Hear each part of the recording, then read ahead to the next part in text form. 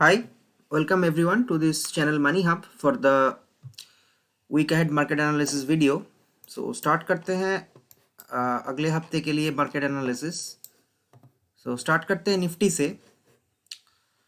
पहले मैं निफ्टी का 15 मिनट का चार्ट लगाता हूँ यहाँ पर.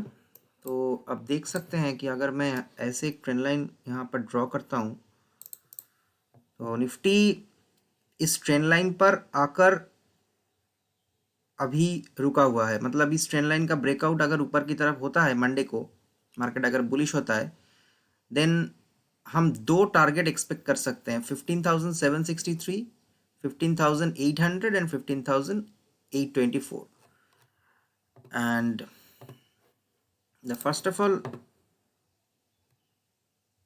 अगर मैं इस पॉइंट से एक फिबो ड्रॉ करता हूँ नीचे से, then you can see that Nifty has taken the support at 15,450, which is the 50% retracement level. ये एक लेवल जो मैं मार्क करना चाहूँगा.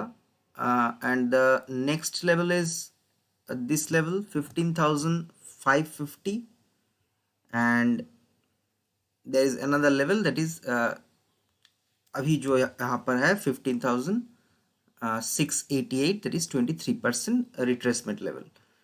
So okay, this is actually the Fibonacci retracements, and you can see that this trend line is holding. So अगर Monday market bullish होता है, Nifty bullish होता है, थोड़ा साइडवेज खुलता है, गैप अप खुलता है और इस लेवल को ब्रीच करता है. अगर मैं यहाँ पर 50 EMA को प्लॉट करता हूँ और 200 EMA को प्लॉट करता हूँ, तो आप देख सकते हैं कि अगर ये 200 EMA के ऊपर सक्सेसफुली क्लोज हो पाता है, मतलब दिस लेवल पर यहाँ पर कहीं खुल जाता है, then you can expect some at least this target 15,763, and the next target should be 15,800, and the third target should be 15,826 for Monday अगर मार्केट बुलिश होता है तो. और नीचे की तरफ हम शॉर्ट करना चाहेंगे अगर मार्केट बेयरिश होता है और एटलीस्ट दिस लेवल को ब्रेक डाउन देता है, तब मतलब up to this level. This is a good support zone actually. So you should go short below 615. The first target should be 556 and the second target should be yesterday's low. So that is the analysis for Nifty for Monday.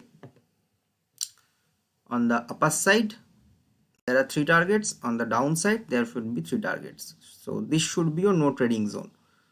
So okay, that's all for Nifty. Next come to Bank Nifty. Okay, पहले मैं ये मैं बंद करता हूँ. अब देख सकते हैं कि बैंक निफ्टी पर अगर मैं बैंक निफ्टी का 30 मिनट चार्ट पर आता हूँ तो देख सकते हैं कि this is the actual demand zone for bank Nifty.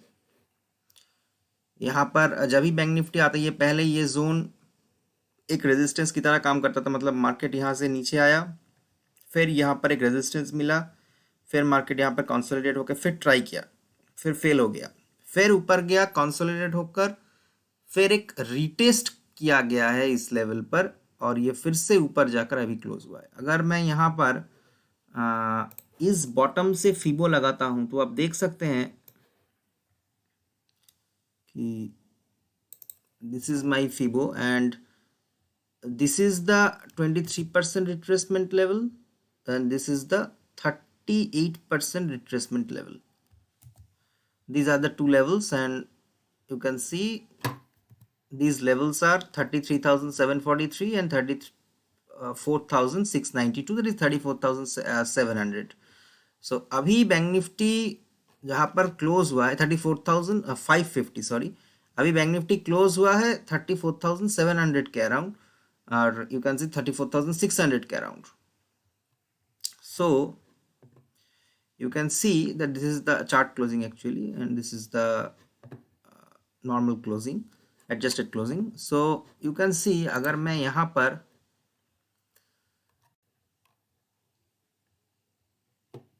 let's come to the 15-minute chart first.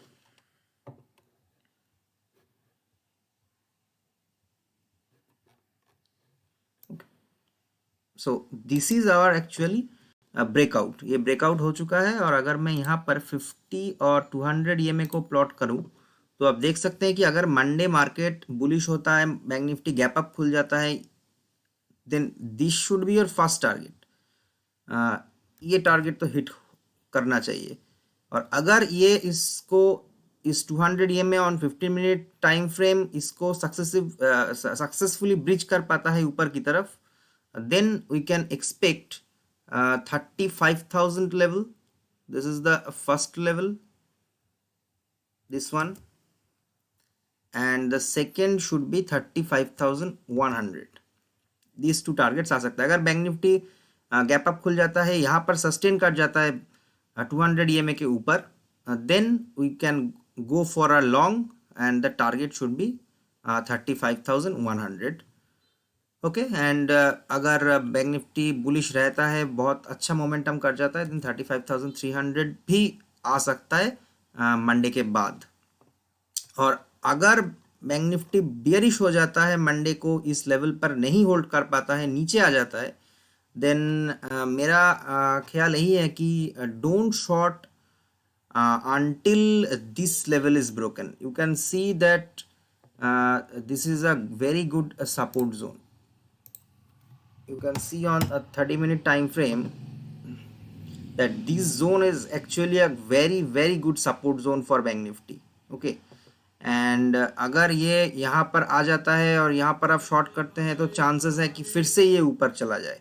So this not be the shorting opportunity for bank Nifty. I think अगर बैंक निफ्टी नीचे आता है और यहाँ कहीं पर अगर आपको कोई रिवर्सल कैंडल स्पॉट होता है, then you should go long, and every dip can be seen as a buying opportunity. Okay, and you can see that there is another trend line actually, which is actually bank nifty is actually here, and you can see that if अगर ये trend line का breakout भी ऊपर की तरफ होता है, then bank Nifty को ऊपर जाने की काफ़ी chances है। So okay, so these are the levels, and this is the simple analysis in bank nifty for Monday। और अगर आपको शॉर्ट जाना ही है, then you can go short if the low of the previous day is broken, that is 33,912.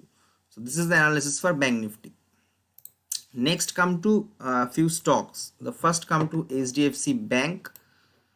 Okay, so HDFC Bank पर आप देख सकते हैं कि अगर मैं यहाँ से एक फिबो ड्रॉ करता हूँ, because you can see that this is the fall and this is the consolidation and this is the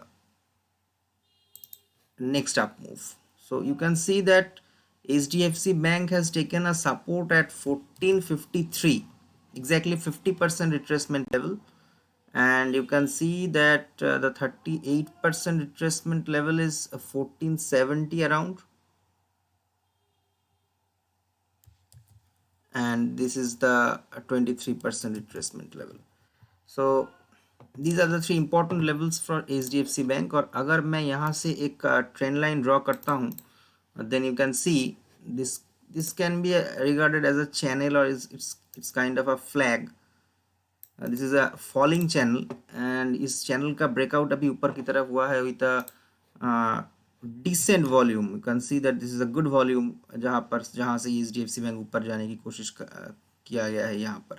सो अगर बैंक निफ्टी बुलिश होता है, देन अगर ये 1491 ये लेवल को होल्ड कर जाता है बुलिश होने के बाद, then we can easily achieve 1495 and 1500। और अगर 1500 होल्ड कर पाता है, देन हम अगले दिनों पे इस टारगेट तक अचीव होता हुआ देख सकते हैं HDFC बैंक को, that is 1522। So these are the important levels for HDFC Bank on the upside। अगर इस चैनल का ब्रेकआउट सक्सेसफुली ऊपर की तरफ होता है, then and you can see that this is the 50 EMA, जहाँ पर ये सक्सेसफुली 50 EMA के ऊपर इसने क्लोजिंग अभी दिया है। 50 EMA के ऊपर और 200 EMA के करीब क्लोज दिया है। अगर 200 EMA संभल जाता है, 200 EMA के ऊपर सक्सेसफुली क्लोज होता है 30 मिनट टाइम फ्रेम पर, देन हम HDFC बैंक को बहुत अच्छी तरह ऊपर जाता हुआ देख सकते हैं। Next come to SBI।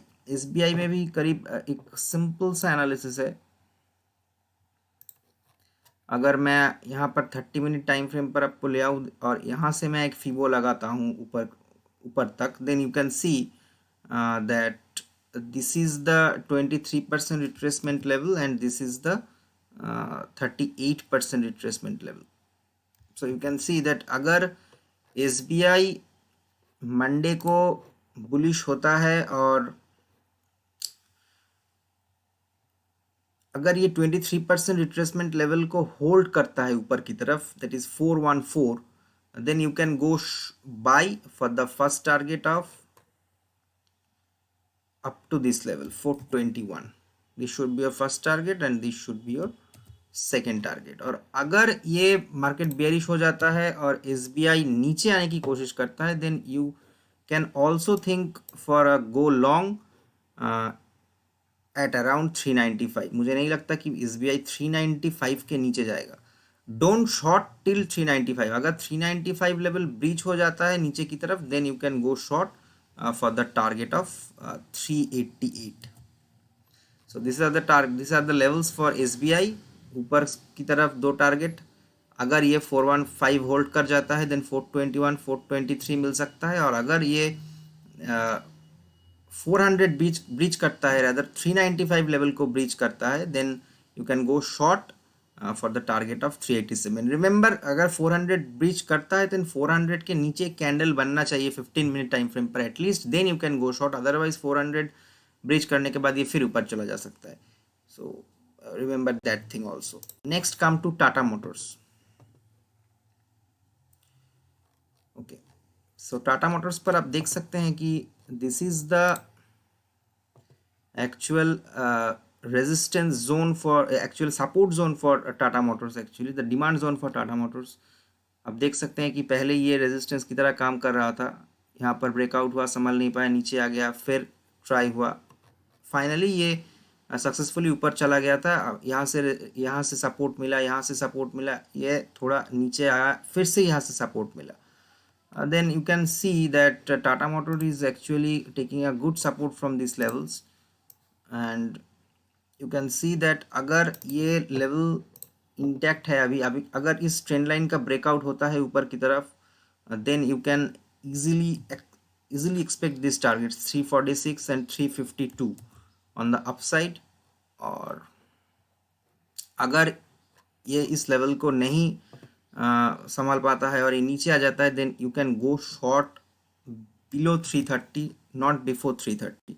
This should be your first target and this should be your first target 323 and this should be your second target 315 in the coming days.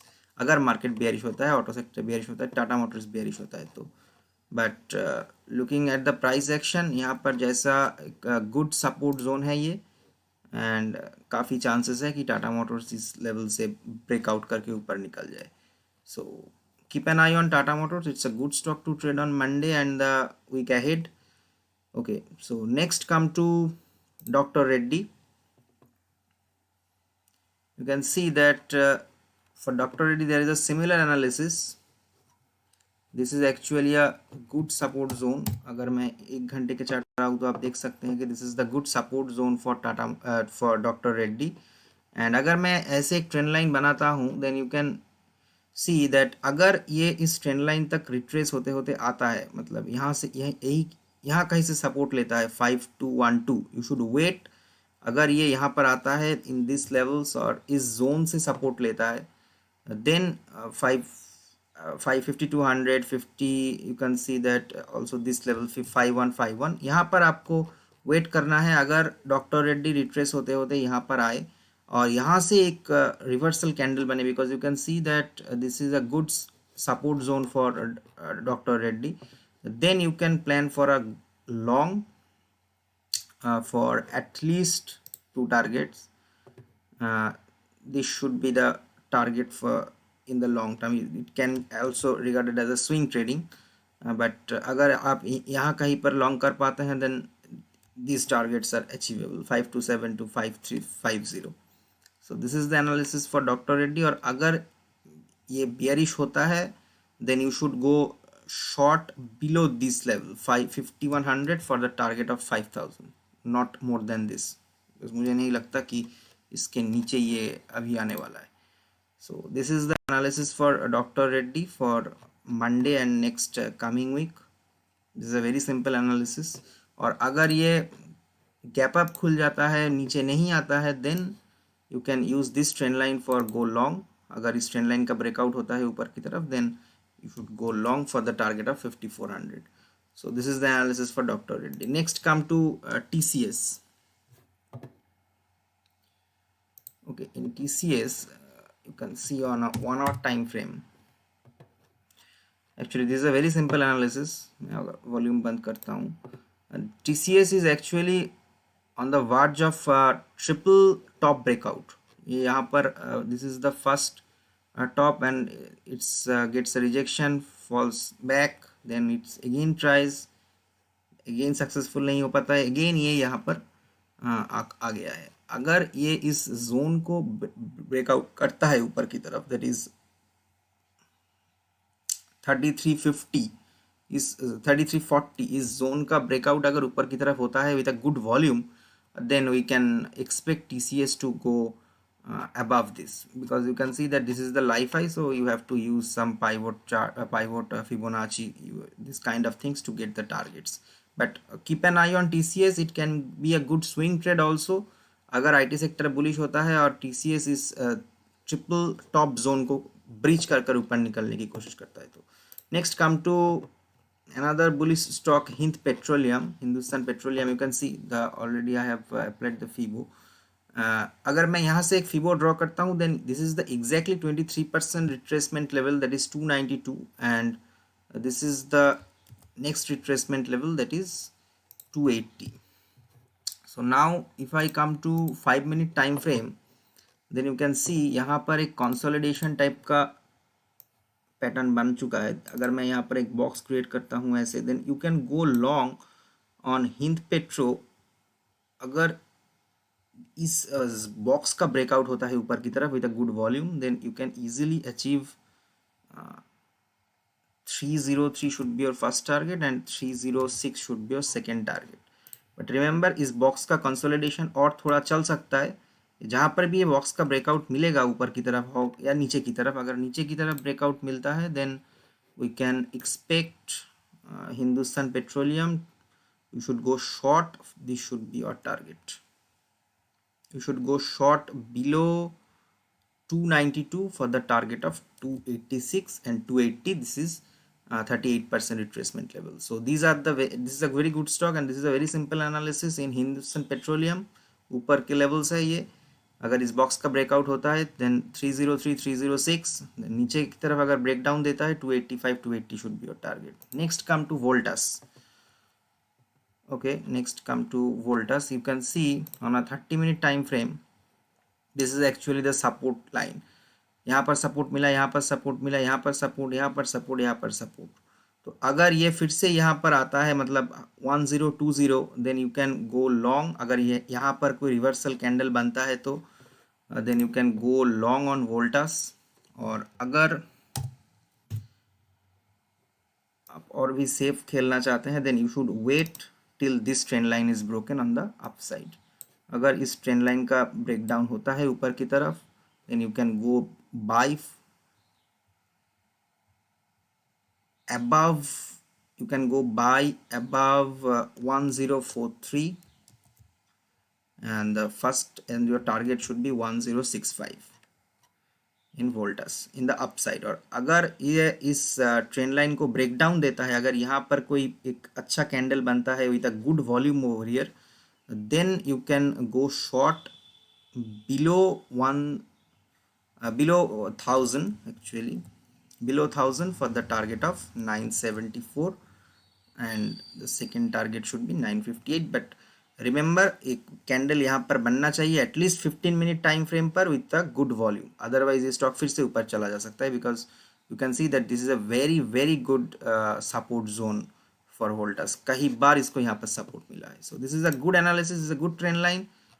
Keep an eye on Voltas. Okay, next come to bearish stocks which can perform very well in any day as a bearish side. You can see that this is Balkrishna Industries. ये यहाँ पर breakout मिला, ये फिर से ये stock ऊपर जा रहा है and this is actually a rising channel यहाँ पर फॉर्म होता हुआ दिख रहा है मुझे and you can see that the RSI over 1 hour time frame is actually एक मोमेंटम लूज कर रहा है। मतलब आप देख सकते हैं कि यहाँ पर यह जो लेवल था 2112 और you can say that okay 2100 पर आपको RSI का लेवल दिख रहा है यहाँ पर 77 और अभी ये स्टॉक 2300 के करीब आ चुका है और you can C that the level of RSI is 57. This is a clearly RSI divergence over a 1 hour time frame and this is a formation of rising channel and जब भी इस चैनल का breakdown होगा नीचे की तरफ you can expect a good fall in Balkrishna Industries. These two levels are achievable 2160 2087 इतना तक तो ये फॉल कर ही सकता है बट रिमेंबर अगर इस चैनल का ब्रेकडाउन होता है नीचे की तरफ तभी अभी भी ये ऊपर जा सकता है मतलब कितने तक जाएगा नहीं पता बट जब भी इस चैनल का ब्रेकडाउन होगा नीचे की तरफ we can expect a good fall you can buy some puts for at least the target of 2160 2087 in Balkrishna Industries. So this is the analysis with respect to the RSI divergence over here. Okay, so next come to last stock which is actually the same as this stock also. This is Asian Paint. You can see that this is also a rising channel. ये भी एक rising channel की तरह ही काम कर रहा है, आप देख सकते हैं यहाँ पर और you can see that it is also an 1 hour time frame. So यहाँ पर आप देख सकते हैं कि RSI का जो लेवल है 2774 that is you can say 2780. So the RSI level over here is 83 and now the stock is 3084. You can see that the RSI level is 58. तो clearly momentum lose करता हुआ नजर आ रहा है यहाँ पर. Clearly RSI is losing the momentum. Okay, so but still the stock is going up. So जब भी ये नीचे आएगा मतलब इस लेवल का ब्रेकडाउन होगा you can easily say जब भी 300 लेवल का एक ब्रेकआउट होगा with a good volume candle then we can expect a good fall in Asian Paint up to 2875 2800 तक स्टॉक फॉल कर सकता है because it's a divergence on a very strong time frame or on 1 hour time frame actually. So keep an eye on Asian Paint. If it is a bearish day then these two stocks can be a good stocks to trade on the downside based on RSI divergence. Okay, so okay, that's all from my side today in this market analysis video. Don't trade in all those stocks. Try to trade stocks from this list at least 2 or 3 but not more than that. So just maintain your risk reward ratio while trading and I hope कि आपको ये video पसंद आया होगा. अगर ये video आपको पसंद आया है then you should like, share and subscribe to this channel and also press the bell icon so that you can get the notification first. So I hope you enjoyed the video and happy trading for Monday and thank you for watching.